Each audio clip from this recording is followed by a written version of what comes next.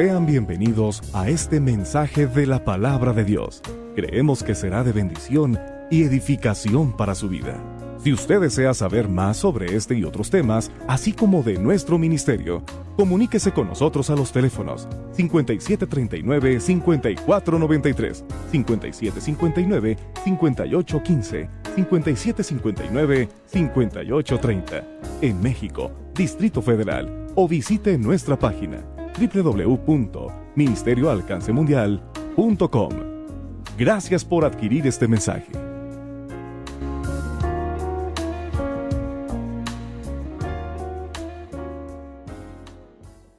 Tu gloria, tú eres digno de toda alabanza, gloria, majestad, imperio y señorío.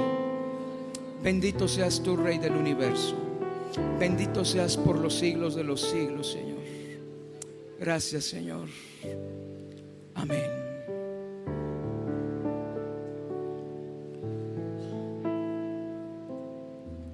Quise el día de hoy empezar con este canto, porque este canto expresa lo que es Jesucristo, Rey de reyes, Señor de señores.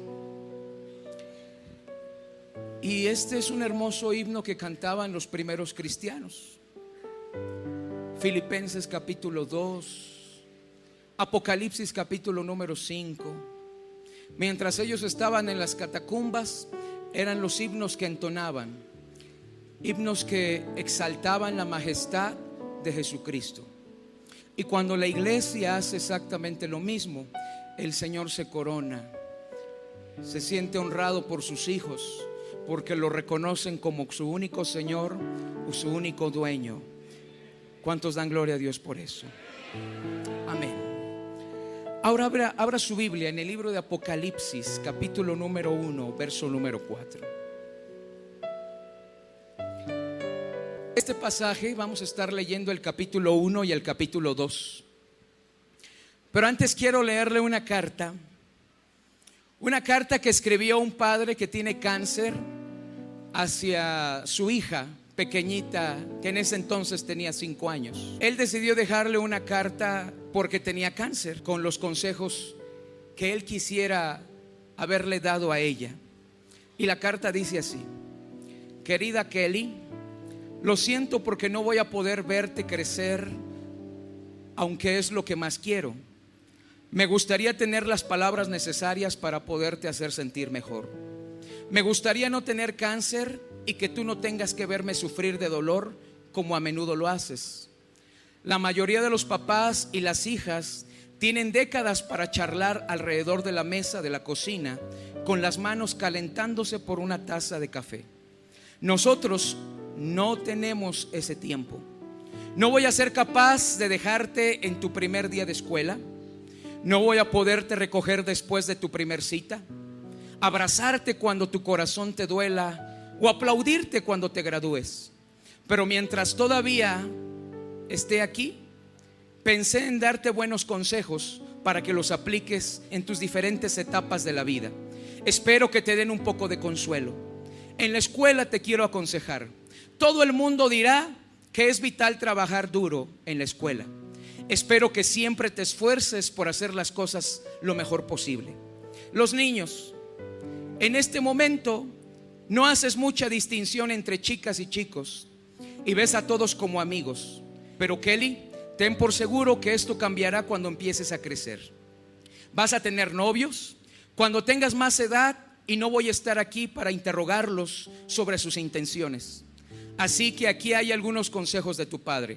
Al principio las flores y los corazones volarán en todas direcciones. Cuando esto se desvanezca es cuando el verdadero amor aparece.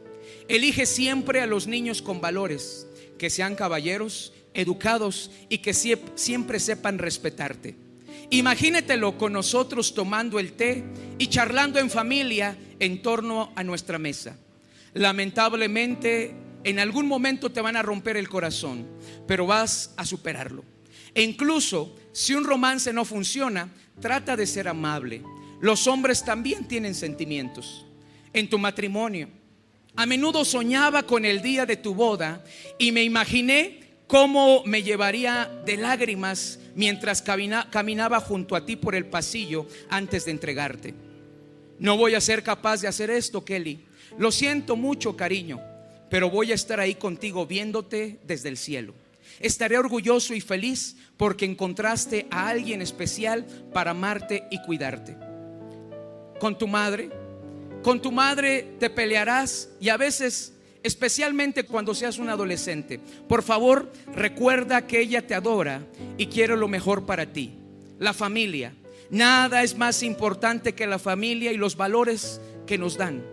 Los amigos. Hay que ser agradables a cualquiera que te ayuda siempre.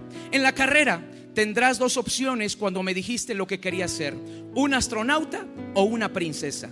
La segunda para poder llevar vestidos bonitos, y la primera para encontrar nuevos planetas. Recuerda siempre, la vida es una oportunidad. Aprende a conducir. La mayoría de los padres enseñan a sus hijas cómo conducir y por lo general chocan en el primer intento. Asegúrate de aprender cómo conducir tan pronto te sea posible. Sé feliz. Ríe, siempre ríe al 100%. Tu risa es altamente contagiosa. Espero que tú nunca pierdas eso. No hay motivo para estar triste. Quiero pedirte que no lo estés cuando yo no esté. Sé que va a doler, princesa, y me gustaría estar allí para envolverte en mis brazos y acurrucarte hasta que vuelvas a sonreír. Recuerda el oso de peluche que te compré en una tienda de caridad. Dijiste que lo mantendrías a salvo. Abrázalo cuando me extrañes.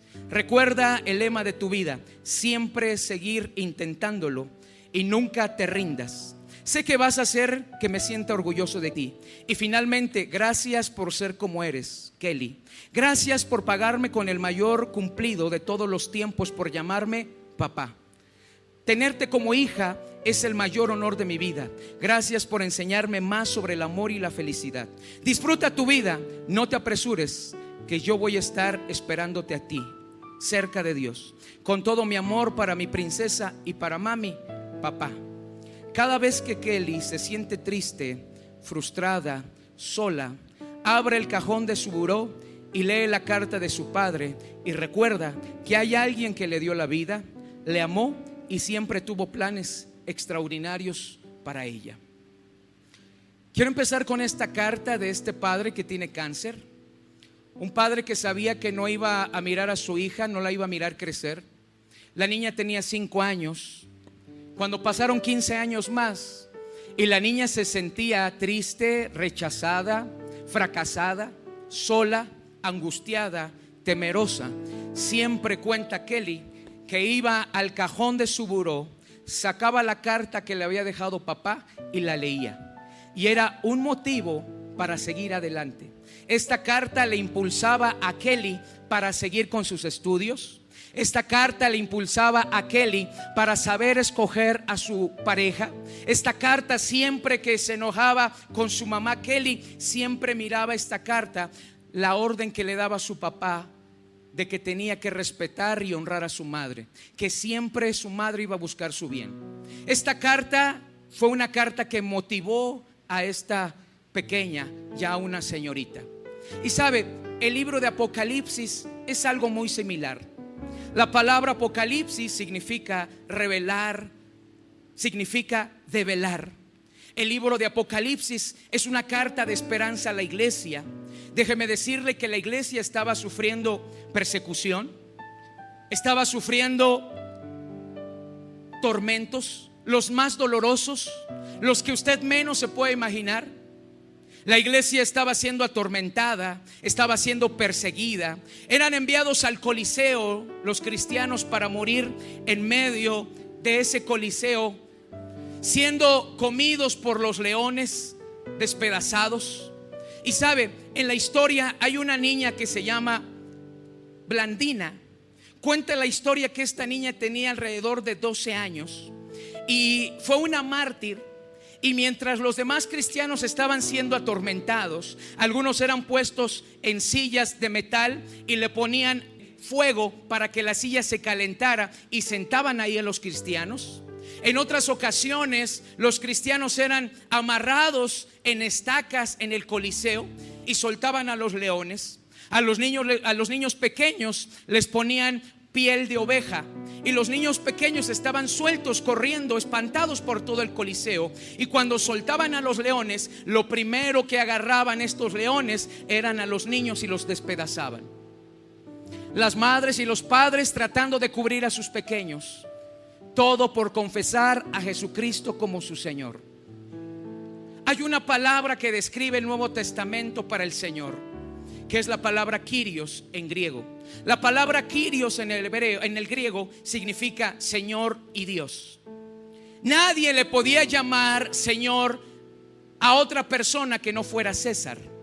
A César solamente, el emperador César, le llamaban: tú eres el Kyrios, tú eres el Señor y mi Dios. Y cuando habían entonces cristianos que le decían a un carpintero, a un tal Cristo el Señor, estaban diciendo y estaban retando al gobierno, estaban diciendo: César no es Dios, sino el único Dios se llama Jesucristo.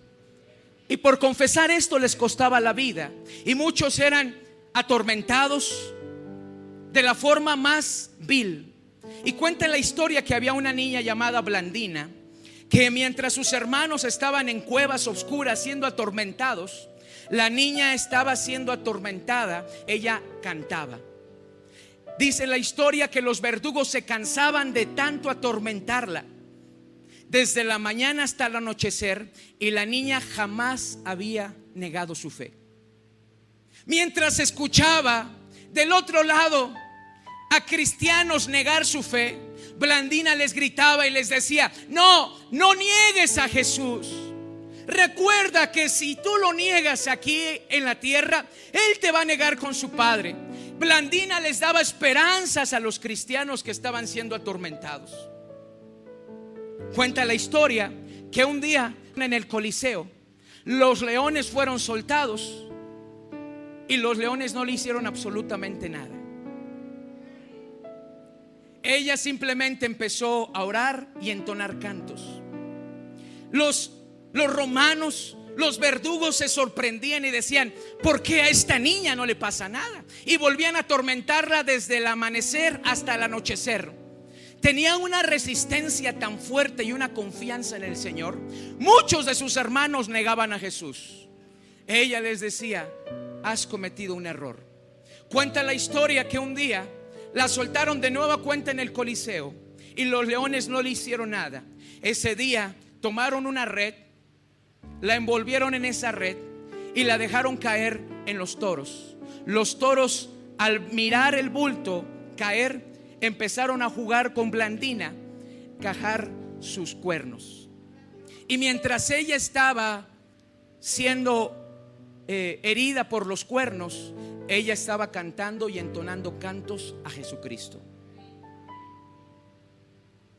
La iglesia estaba pasando por persecución.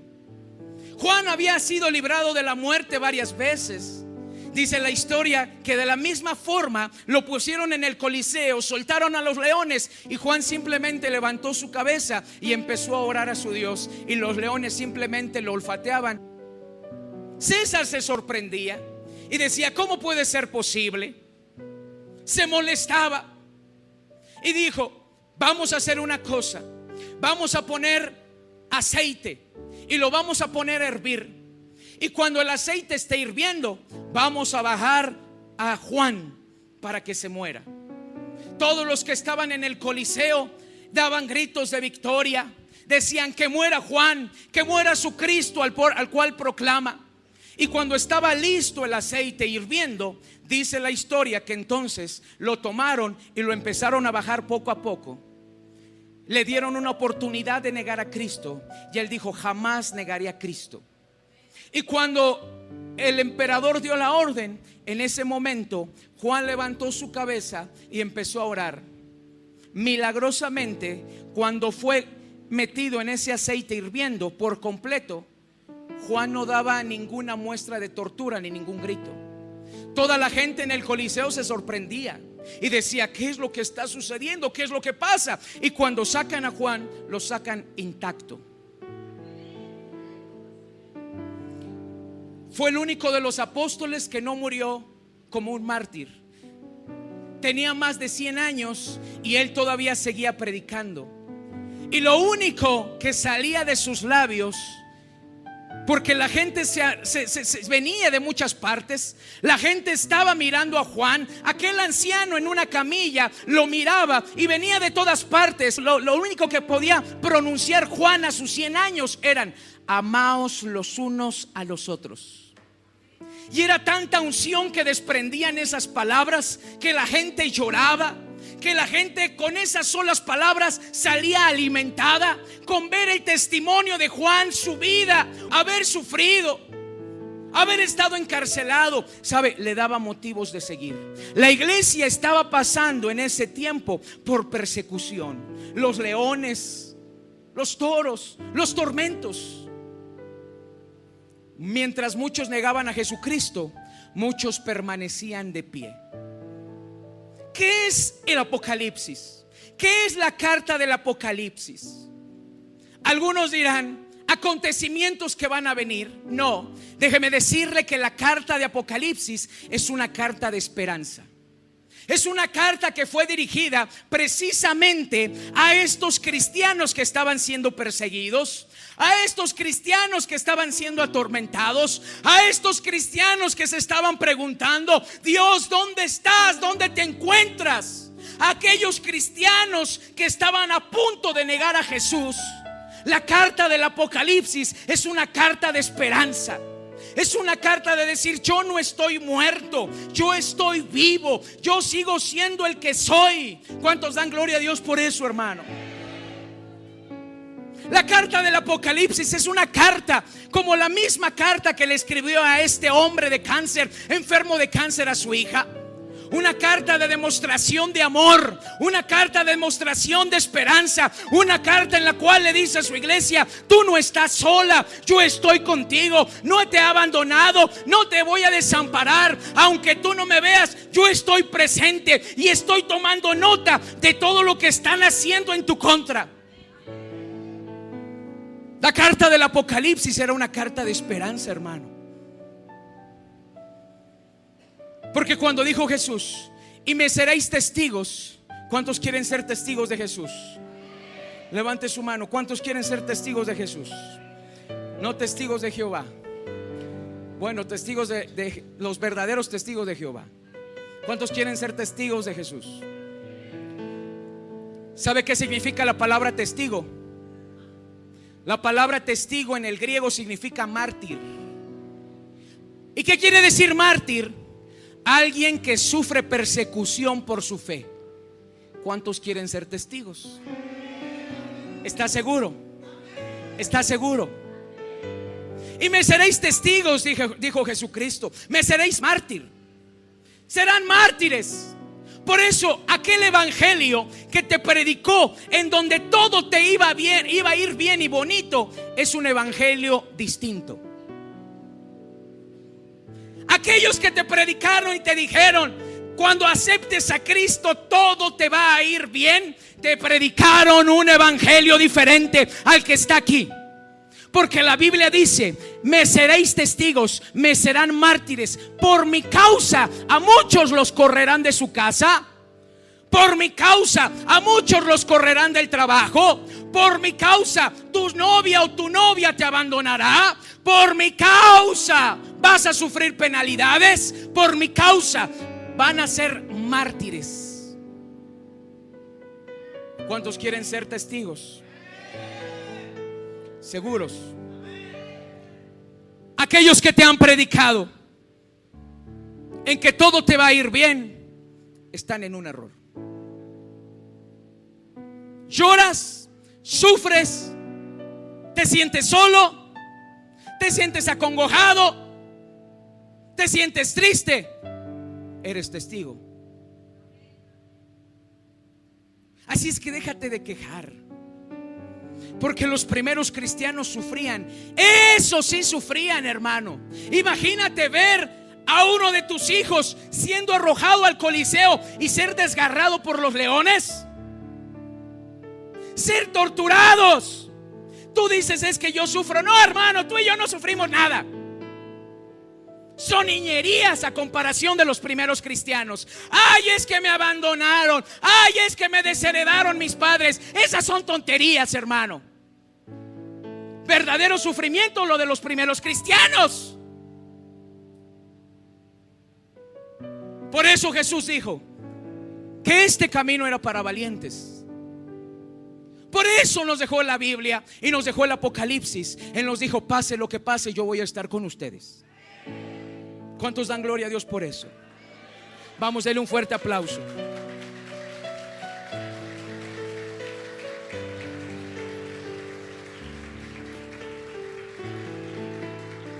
Mire lo que dice el capítulo 1, verso 4. Juan, a las 7 iglesias que están en gracia y paz a vosotros del que es, diga conmigo, el que es, el que era y el que ha de venir. ¿Cuál es su nombre? Otra vez, ¿cuál es su nombre? Diga conmigo, del que era, del que es y del que va a venir. Una vez más, diga conmigo, del que era, del que es y del que siempre será. Ahora dígame, ¿cómo se llama? Dígalo fuerte. Amén. Y sigue diciendo, del que era, del que es y del que ha de venir. Y de los 7 espíritus que están delante de su trono, y de Jesucristo el testigo, el mártir fiel, el que jamás abrió su boca, el que sufrió por causa del Padre. Y sigue diciendo, el primogénito de los muertos, el soberano de los reyes de la tierra, al que nos amó y nos lavó de nuestros pecados con su sangre y nos hizo, ¿qué dice? Reyes y sacerdotes. Dígale al que está allá al lado, cabezón, tú eres rey y sacerdote. Y nos hizo reyes y sacerdotes para Dios su Padre. A Él sea la gloria, el imperio por los siglos de los siglos. Amén. Y sigue diciendo, y he aquí vi las nubes, y todo ojo le verá, y todos los que le traspasaron, y todos los linajes de la tierra harán lamentación por Él. Sí, amén. Yo soy el alfa y el omega, el principio y el fin, dice el Señor, el que es, el que era. ¿Quién? El Todopoderoso. Qué maravilloso es lo que está sucediendo aquí. Los primeros cristianos estaban tristes. Algunos ya estaban dispuestos a anular su fe. Algunos ya estaban sufriendo. Algunos decían, yo no quiero ver a mis hijos morir. Yo no quiero ver que me quiten mi heredad. Yo no quiero ver a mi esposa ser violada. Yo no quiero sufrir nada de ello. Señor, ¿dónde estás? Los discípulos, los apóstoles nos hablaron de ti. Los apóstoles nos decían que tú resucitabas a los muertos. Los apóstoles nos contaron un día cuando vinieron a prenderte, como cuando preguntaron, ¿quién es Jesús? Tú te levantaste y dijiste, yo soy, y todos cayeron. ¿Dónde estás? ¿Dónde estás? Yo no veo, no te siento. Creo que nos has abandonado. ¿En realidad estaré en la fe correcta o no estaré en la fe correcta? ¿Será en realidad lo que dicen los romanos? Que todo es una farsa, que en verdad no resucitaste, que robaron el cuerpo tuyo. ¿Será una farsa? Y cuando los primeros cristianos se hacían esta clase de preguntas, entonces Dios le habla a Juan y le dice, escríbele a mi iglesia. Escríbele a mi iglesia. ¿Sabes? Porque cuando estamos más tristes, desolados, cuando creemos que Dios no se ha olvidado de nosotros, entonces Él nos escribe y nos dice, yo estoy contigo. Yo he escuchado tus súplicas. Yo he escuchado tus oraciones. Yo nunca te he abandonado. Nunca te voy a abandonar. Siempre he prometido estar contigo, dice el Eterno. Cuando la iglesia estaba ya a punto de desfallecer, Dios le manda esta carta a Juan y le dice, repártesela a las iglesias. Las iglesias se reunían, tristes algunos porque veían lugares vacíos, hermanos que habían sido muertos, Y de repente un día llegó un mensajero y le dijeron a los diferentes pastores de las 7 iglesias, y le dijeron: Juan les manda esta carta. Y cuando abrieron el rollo, empezaron a leer y dijeron: este mensaje es para las 7 iglesias, y el que les habla es el que fue, el que es y el que siempre va a ser. ¿Cuántos dan gloria a Dios por eso, hermano? Vamos, dáselo fuerte. Vamos, dáselo fuerte.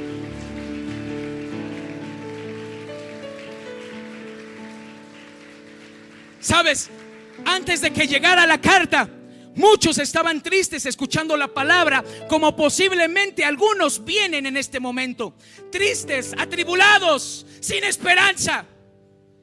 Estaban así los primeros cristianos en las 7 iglesias, devastados porque no habían, algunos de sus hermanos ya habían muerto. Pero cuando llegó esta carta y empezó a leer el pastor, se empezaron a animar y dijeron: de verdad nuestro Señor está vivo. No estamos adorando a un fantasma, no estamos adorando a un muerto, estamos adorando a alguien que vive, a alguien que resucitó.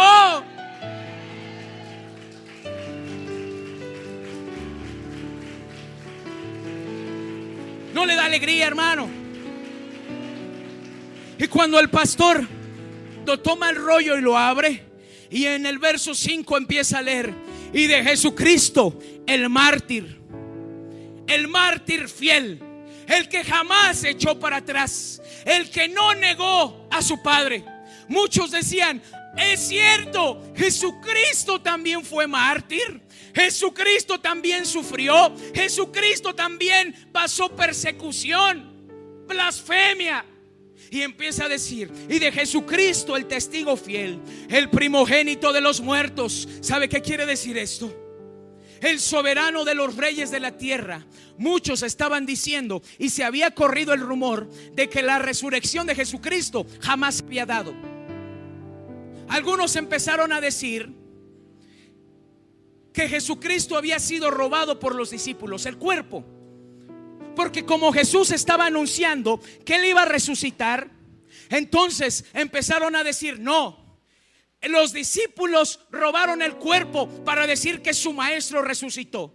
Y empezó a correrse ese rumor. Algunos de los cristianos, dentro de su corazón, en lo más hondo, tenían esa duda: ¿en verdad Jesús habrá resucitado? ¿En verdad habrá vencido a la muerte, como nos lo enseña Pablo, Pedro y muchos padres de la iglesia? ¿En verdad Jesús ha resucitado? Y cuando el pastor abre la carta, el mismo Jesús dice: el primogénito de los muertos, el primero que resucitó. Todos habían muerto, pero el único que había resucitado de entre el Hades, de entre la muerte, se llamó Jesucristo. Y sigue diciendo: el soberano de los reyes de la tierra. ¿Sabes? Nerón, César, los romanos decían: nosotros tenemos autoridad sobre ustedes, sobre los cristianos. Nosotros somos los que damos las leyes. Ustedes están bajo nuestra soberanía. Nosotros somos los que los controlamos. Y los cristianos, como no veían respuesta, decían: posiblemente sí. Pero cuando Cristo habla y les dice: yo soy el soberano de todos los reyes, yo soy el soberano sobre César, yo soy el soberano sobre los romanos, yo soy el soberano de los que los están martirizando, yo estoy puesto sobre de ellos, dice el Eterno. Y sigue diciendo: y nos hizo reyes y sacerdotes. Muchos primeros cristianos se preguntaban: ¿qué valemos? Y el mismo Jesús les contesta y les dice: yo los hice un linaje de reyes y sacerdotes para su Dios el Padre. A Él sea la gloria, el imperio por los siglos de los siglos. Y cuando los primeros cristianos escuchaban estas palabras, les salían lágrimas de sus ojos, exclamaban y decían: no estamos solos, le interesamos a Jesús. Jesús resucitó, al cual adoramos, al cual le cantamos. Él está vivo, Él resucitó, Él es soberano y nos ha hecho importantes. Qué maravilloso era escuchar estas palabras de consolación en un tiempo de angustia. Y sigue diciendo: pronto voy a venir, y voy a venir en las nubes, todo ojo me va a ver, y todos aquellos que me traspasaron, aquellos que me crucificaron, aquellos que me enterraron la lanza, aquellos que pusieron la corona de espinas, aquellos que se mofaron de mí, dice, se van a lamentar. Pero dice el Eterno, pero yo a ustedes les tengo un lugar especial. Yo soy el alfa y el omega, el principio y el fin, dice el Señor, el que era, el que es, el que va a venir, el Todopoderoso. Yo soy el principio de todas las cosas. Capítulo 1, capítulo 2, capítulo 3 habla acerca de lo que va a hacer Jesús con su iglesia. Capítulo 4 habla acerca cuando la iglesia ya no está más en la tierra, sino ya Jesús la arrebata para llevársela al cielo. Por eso cuando los primeros cristianos leían los primeros 3 capítulos, cómo se regocijaban, lloraban de alegría, lloraban de felicidad y decían, en verdad vamos a morir con ganas. Vamos a dar la vida por Jesucristo, porque es verdad todo lo que nos han dicho. Él se fue a preparar morada para nosotros. ¿Cuántos dicen amén, hermano? ¿Cuántos creen que el Señor fue a preparar morada para nosotros?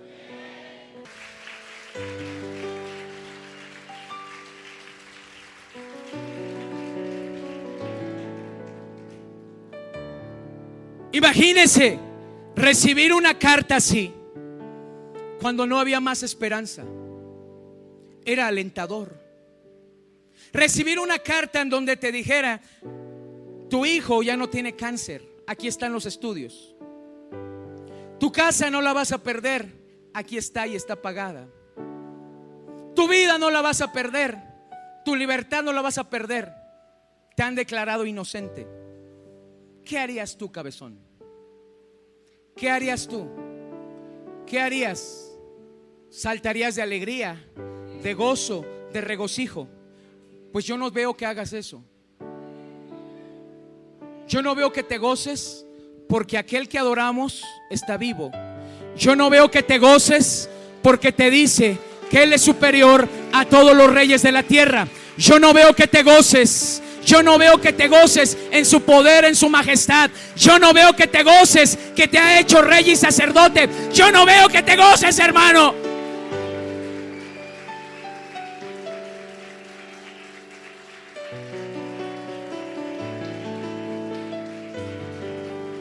Algunos de ustedes han estado llorando por circunstancias que han estado pasando. Algunos de ustedes han estado llorando por las noches. Y como lo dijo el salmista, en una forma exagerada, en una hipérbole, inundo mi cama, dice, con mis lágrimas. Hay algunos de ustedes que están como el salmista, que por las noches lloran porque su situación no se ha mejorado. El Señor te dice, pronto estoy a la puerta y yo te voy a secar toda lágrima que has derramado. Todo sufrimiento lo voy a convertir en gozo. Todo llanto lo voy a convertir en alabanza. Dice el Eterno, todo llanto lo voy a convertir en alabanza. Toda lágrima te la voy a secar. Mi venida está pronta, mi venida está pronta, mi venida está pronta, mi venida está pronta. Todo ojo me verá, todo ojo me verá, todo ojo me verá, dice el Eterno. Y los que se han burlado de ti, dice el Señor, yo los avergonzaré.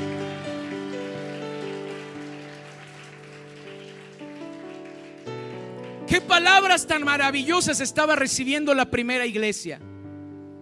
¡Wow! Lloraban, hermano, por estas palabras.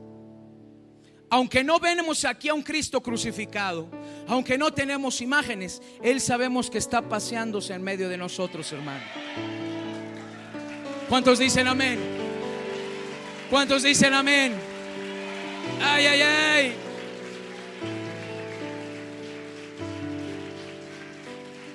Porque cuando ya no tenía esperanza la iglesia, Dios dice, aquí estoy y les voy a dar palabras de ánimo, para que cuando abran mi carta se acuerden, como se acordó esta señorita Kelly, se acuerden que yo les di la vida, yo los rescaté y los puse en la tierra con un propósito.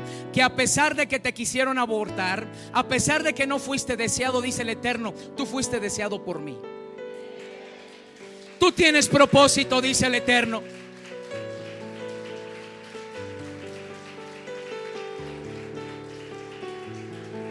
Y mira, sigue diciendo el verso 13, el verso 12. Y me volví para ver la voz que hablaba conmigo, y vuelto vi 7 candeleros de oro, y en medio de los 7 candeleros uno semejante al Hijo del Hombre, vestido en una ropa que llegaba hasta los pies y ceñido por el pecho con un cinto de oro. Su cabeza y sus cabellos eran blancos como blanca lana, como nieves, sus ojos como llama de fuego, y sus pies al bronce bruñido, refulgante como un horno, y su voz, como dice, como estruendo de muchas aguas. Tenía en su diestra 7 estrellas, de su boca salía una espada aguda de 2 filos, y su rostro era como el sol cuando resplandece en su fuerza. Cuando le vi, caí como muerto a sus pies, y él puso su diestra sobre mí, diciéndome: no temas, yo soy el primero y el último. ¿Cuántos dan gloria a Dios por eso? El que vivo, dice, el que vivo, el que es cierto, mas aquí vivo por los siglos de los siglos. Amén. Yo tengo las llaves de la muerte y del Hades, dice el Señor. Juan, cuando mira, Juan se postra. Jesucristo le pone la mano sobre el hombro y le dice: levántate, yo soy el que soy. Y dice Juan, y lo describe, y le dice: sus cabellos eran blancos como blanca lana. Cuando habla acerca de cabellos blancos, se refiere a un anciano.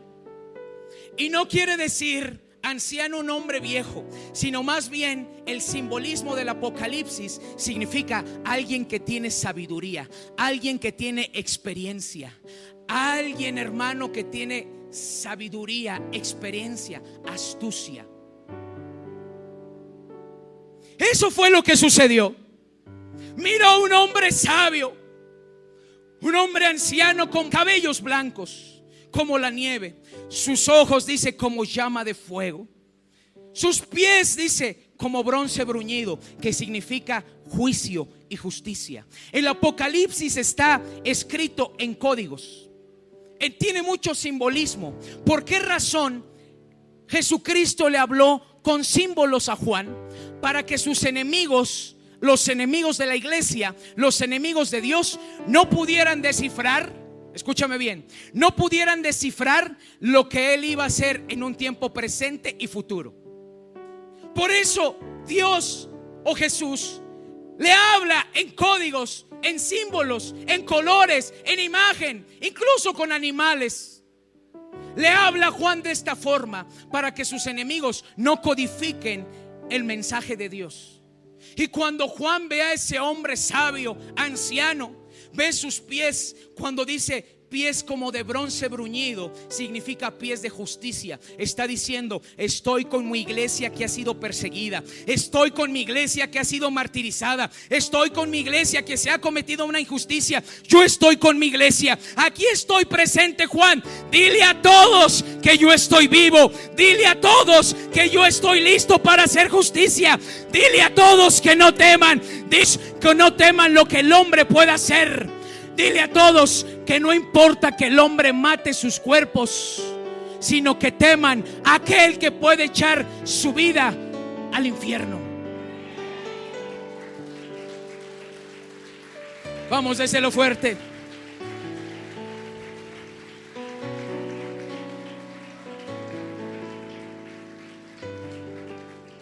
Imagínate Juan mirando esa presencia tan hermosa, temblando. Tranquilo, Juan, tranquilo. Sabes, a los 8 años de edad, el Señor Jesús me visitó. 8 años de edad se peleaba dentro de mí algo. Un par de ocasiones el mismo diablo se me presentó a los 8 años. Y la primera vez me dijo: si tú me sirves, yo te voy a dar el poder de transformar el dinero de una denominación baja a una denominación alta. Te voy a poder dar la potestad de atravesar las paredes si tú me sirves. Desde pequeño yo he sido cristiano y yo le dije: no te voy a servir.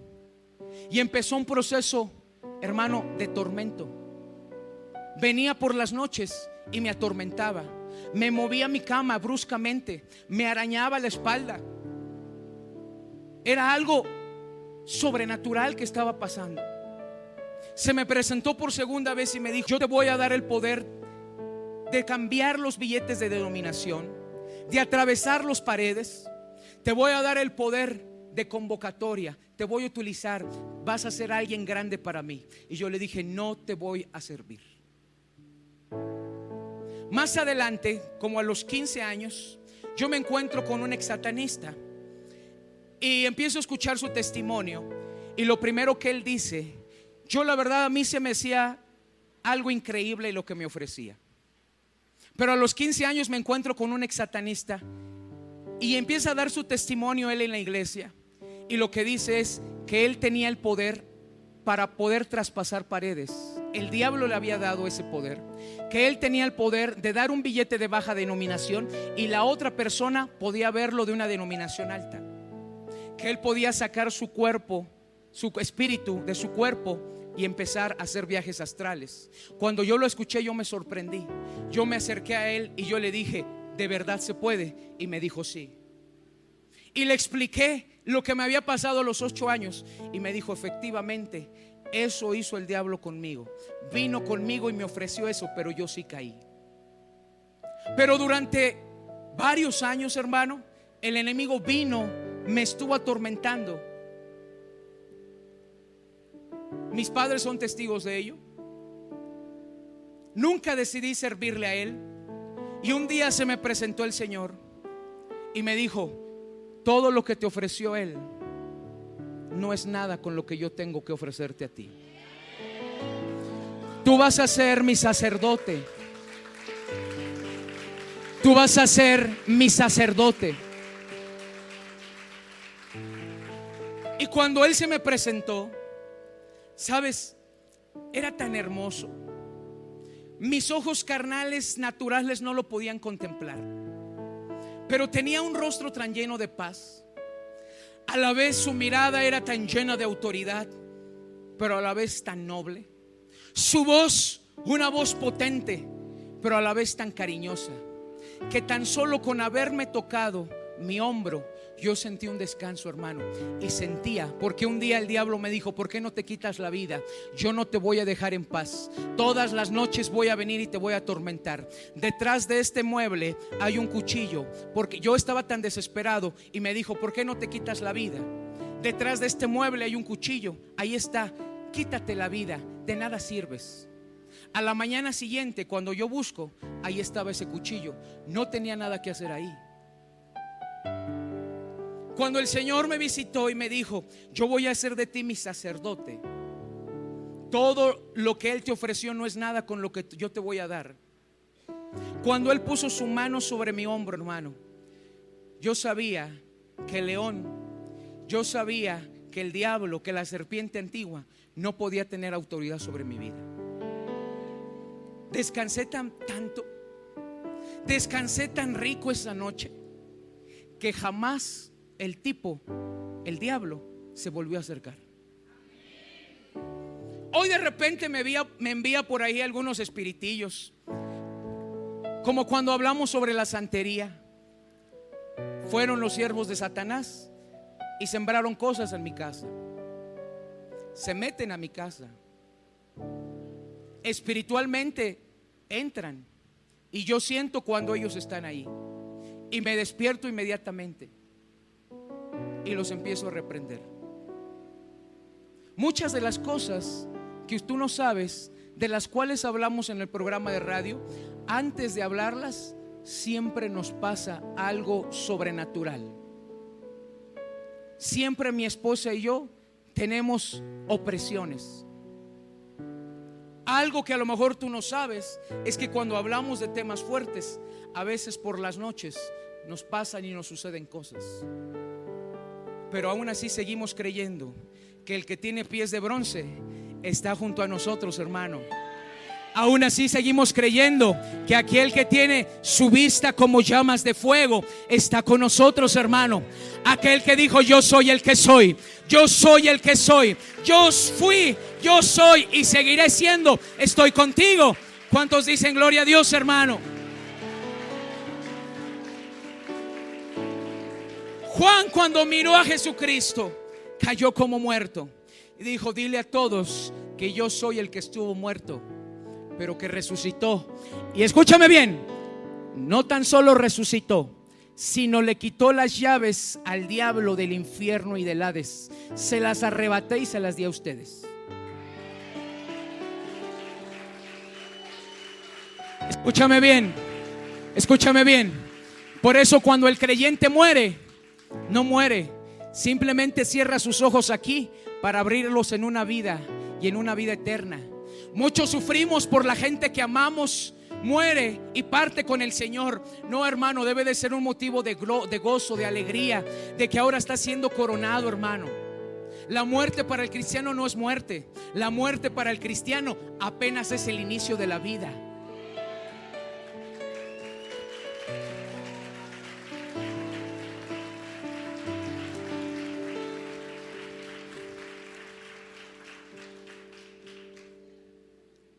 ¿A poco nadie había regresado de los muertos? Sí.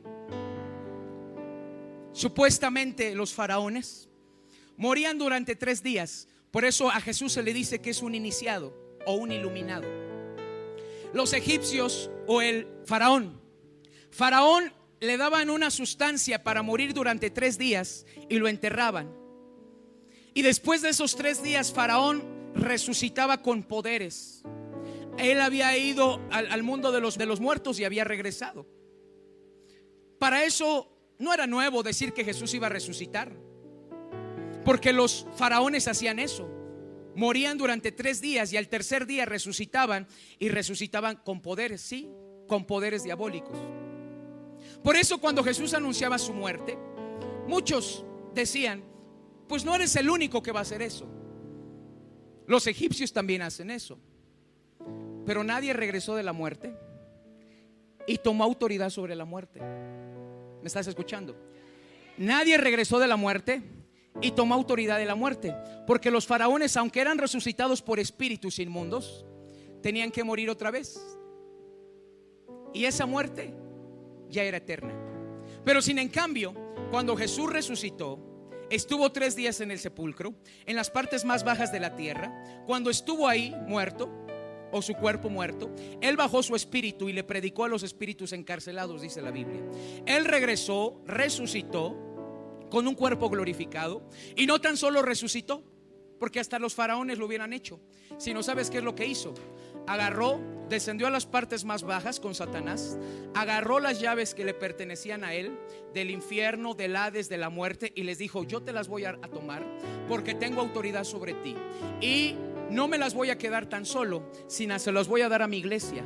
Por eso dice la Biblia que nosotros no morimos, sino vivimos, hermano.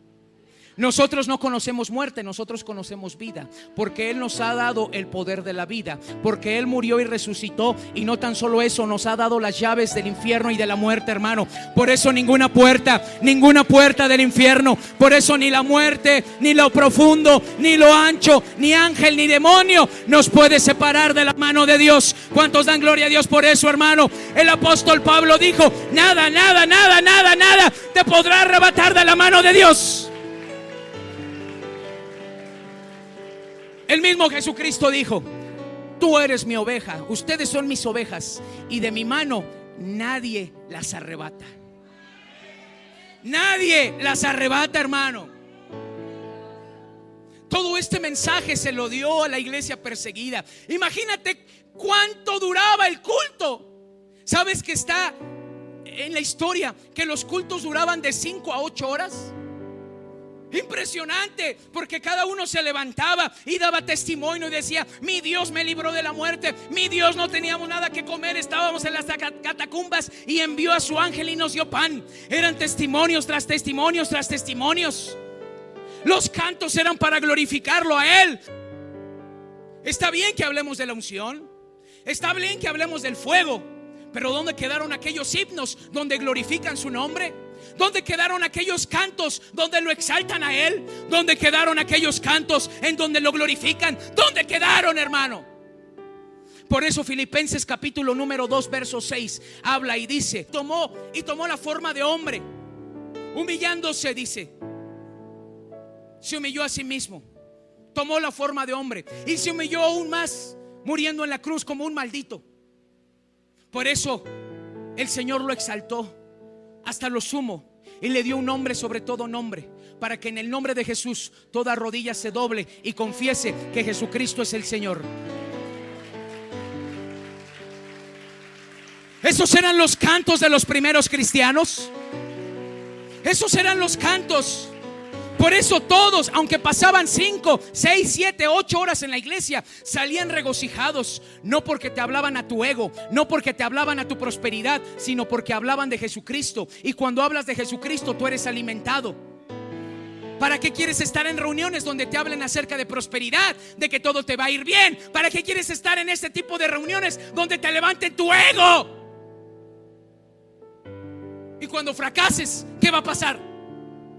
Te vas a venir para abajo. Pero cuando lo glorificas a Él, cuando lo exaltas a Él, tu espíritu se alimenta, se regocija, se ensancha. Y por más que tengas problemas, tu espíritu dice: glorifícalo, porque Él está con los pies ceñidos. Él está por hacerte venganza. Él está con sus ojos puestos sobre ti. Él está sobre su mano está sobre ti. Su mano está sobre tu hombro.